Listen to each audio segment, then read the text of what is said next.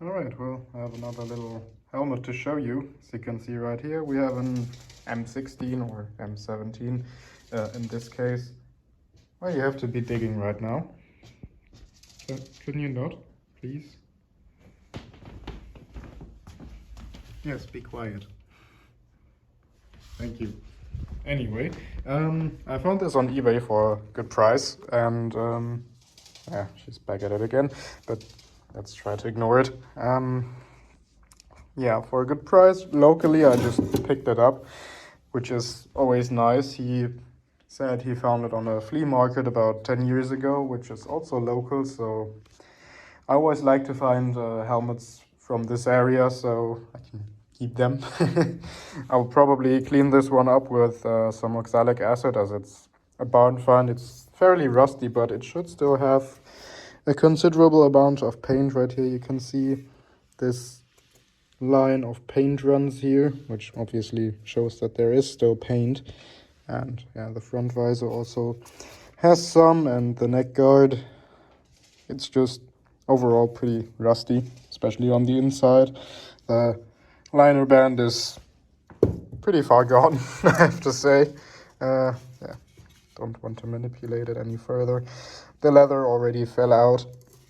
You can see the rust is the worst where the leather was. Of course, it's going to keep the humidity there. So here it's far gone. Here it's also pretty bad. You can see some remnants of the leather, some bits of thread. Yeah, that's kind of about it. I can't find a lot number yet, but probably after cleaning there will be one. And you can kind of see it. It is an ET64, which is nice. Yeah, this is the first M16 in this size I've ever owned, which is pretty nice. And yeah, I'll just lightly clean it with oxalic acid to bring back the paint a little bit, and that will be all I do, because obviously want to keep the patina for the most part. So yeah, I'll get back to you when I've heated up the oxalic acid bath. And oh, now she's tired, as you can see, laying down on her side. But anyway, so much for the rabbits. I'll get back to you. Here it is after cleaning, and yeah, I'm impressed by the result as well. It's crazy. There's really a lot of paint on this helmet, and it really did not look like it. I thought it had a bit in the front and that'll be it, but no, it's pretty much intact. Can even see where it was worn during the war. Yeah, I mean, the inside obviously is a little more rough, but still, even that has a lot of paint. You can see it's still drying a bit. I accelerated it with a hot air gun, because if it dries too slowly it can result in it corroding again.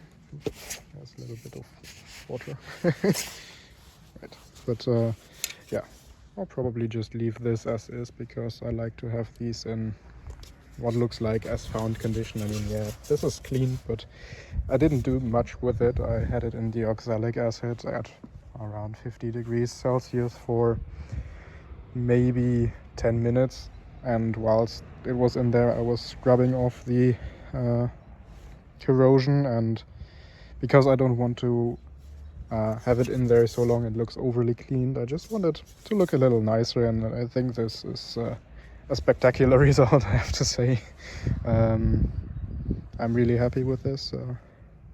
It's a great looking helmet now, and will be nice for my collection, because I don't want to sell this one, because it's from around here, and that makes it all the more special. Marked ET64, now you can actually see it. The lot number isn't really visible, I haven't found it yet, but it should be in there. But don't really care. I mean, well, there even looks to be some sort of a marking there. You can see an O and something. That's interesting, but I mean, these World War I helmets usually had some sorts of markings in them all the time. Yeah, very very happy. Looks great. Now, one final step I've decided to do to this helmet is I will add some preservative wax. So it's something similar to what's called Renaissance wax, which is used for preserving museum exhibits and that sort of stuff. This is microcrystalline wax that is also with some solvents, so it better gets into the surface, and it should not change the appearance. It will just preserve it a little better. For this, I've also got a hairdryer here because I'm not at my workshop with the heat gun, but it does the same thing. It's just not as hot, and for what I'm doing here, it should be fine. So I'm going to use this piece of kitchen paper, I guess you'd call it, and heat it up and put it on there, and then we'll see what it looks like. I also hope it will make the paint pop a little more, but I don't want it to be shiny or really dark. So let's see how it goes. Now here it is with just a very, very light coat of this wax applied. As you can see, it is a little bit darker, but the oxalic acid actually makes the paint look a lot lighter than it should do. So I think it's now at a level that is very presentable, and I don't need to worry about anything. It's not going to deteriorate any further, especially around this liner, because it is in pretty bad condition. Obviously you can see where I couldn't reach, but it's only small areas, and either way you would have a bit of dust collect there, so I don't really mind. The worst areas are now treated, so they shouldn't get worse in the coming decade or so. And it also means that the marking is nice and visible now, and yeah, it's still got a nice matte finish, just how it's supposed to be, and that's what I mainly wanted. So yeah, I'm very, very happy with the result. I managed to turn a helmet that was still nice into a really quite decorative one, I have to say. Just looks like a combat veteran World War I helmet now. That wasn't neglected too much. I'm really surprised how well this old paint held up. I mean, it really seemed to like the oxalic acid, because yeah, it's all visible now, and it's pretty much still all there, which is very surprising. It was certainly very satisfying to clean this one. Now the wax has settled in, and this is the final result, and I'm very pleased with how it came out. It didn't really darken the paint much, it just kind of made it look more natural and not so weirdly cleaned and bright, just how you'd expect it to look. You can even see on the areas I couldn't reach where it was kind of dusty, well, not dusty, but less cleaned. Even though it is waxed, it still looks like you'd expect it to. Also, you can see here in some small areas on the visor. You can also now see the paint run across the front, and also right here on the helmet pretty well. Just goes to show that this is how they made them even back then. If you see paint runs on helmets, it's not an issue, but some people think it is, but that's how they came out the factory. And this one has a lot of paint runs. Only the back doesn't seem to have any. Yeah, the rabbits are around and interested in marking this lantern. Anyway, it has also revealed the part of a lot number in the dome. You can see a letter R right there. There you go. unfortunately the rest isn't really readable.